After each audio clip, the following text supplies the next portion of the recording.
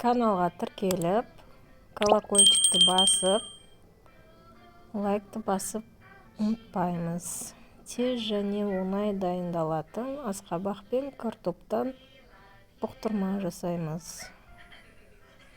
Майды құйып, қыздырып, кішкене осылай помидор, болгарский пияз, картошканы қуырып аламыз жаймендеп.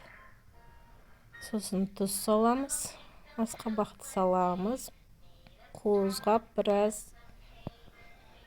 қуырамыз. Содан соң барып су құямыз бетіне дейін, крышкасын жауып бұқтырамыз жарты сағатқа. Міне біздің асқабақ пен картопымыз дайын. Тез және оңай 30 минутте дайын болды. Вилкамен езіп,